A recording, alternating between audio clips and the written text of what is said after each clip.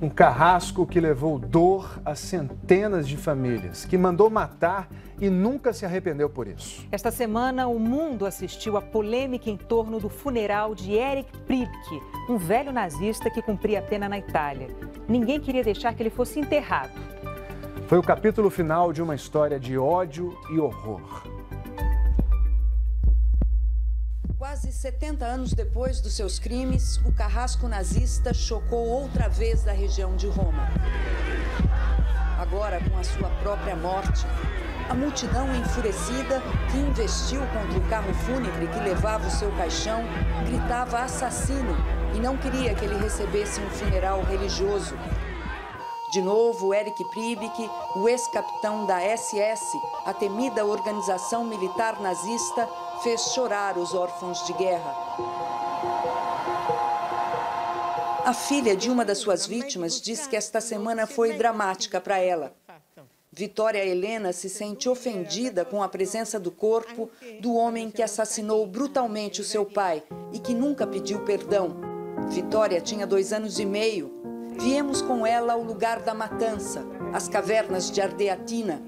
No passado, aqui existiu uma pedreira. O pai de Roberto Mantini, na época com 6 anos de idade, também foi uma das vítimas do ex-oficial nazista que passou grande parte da sua longa vida impune. Ao lembrar do sofrimento da mãe, se emociona. Ela não aguentou e teve uma vida mais curta. Foi ela que o ensinou a não cultivar o ódio. Erich Priebke, então capitão do exército de Adolf Hitler, réu confesso, no dia 24 de março de 1944, controlava a lista dos que iam morrer. 335 homens, escolhidos um a um, foram trazidos aqui em caminhões pelos soldados nazistas. Foram fuzilados em grupos de 5, alguns metralhados. Os corpos foram jogados um em cima do outro e depois escondidos.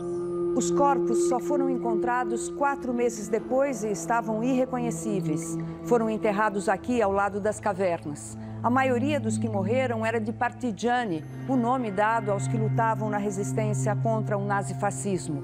70 judeus e um padre também morreram assassinados no massacre de Ardeatina. Subindo uma rampa, chegamos ao museu. Pergunto se essas armas foram usadas no massacre. Sim, mataram tantos mártires, responde Vitória. E se algum jovem soldado alemão não tivesse força para disparar, Priebke e Kappler, o outro comandante, resolviam. Os tiros foram dados na cabeça e na nuca.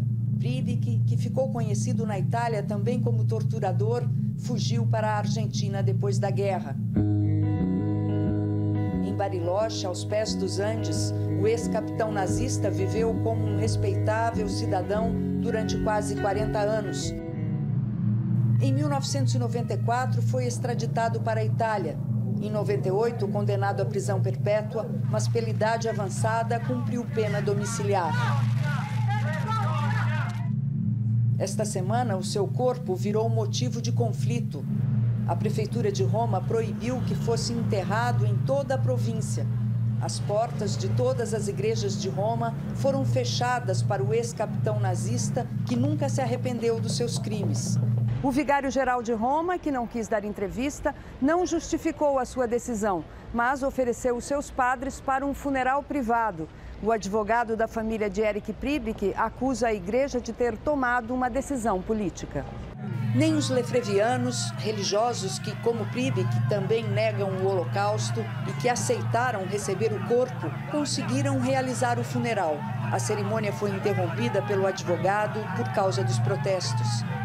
Nesta quinta-feira, Paulo Giacchini divulgou uma entrevista que o ex-oficial nazista deu a ele antes de morrer e que chamou de testamento. Priebke se defende, afirmando que ninguém podia desobedecer às ordens de Hitler e que não gostava do que fazia, que considerou o massacre de Ardeatina como uma represália legítima. 33 soldados alemães tinham sido mortos pela resistência italiana. Ele sacrificou 10 civis italianos para cada um dos alemães mortos. O presidente da comunidade hebraica, Ricardo Patifich, acha que o testamento é uma tentativa de intimidar os judeus. Ele pede que o corpo do carrasco nazista seja levado para a Alemanha. Nesta semana, Roma lembrou os 70 anos da expulsão dos judeus. Do gueto hebraico, milhares foram levados para o campo de extermínio de Auschwitz pelas tropas de Erich Priebke, um homem que muitos italianos gostariam de esquecer, se isso fosse possível.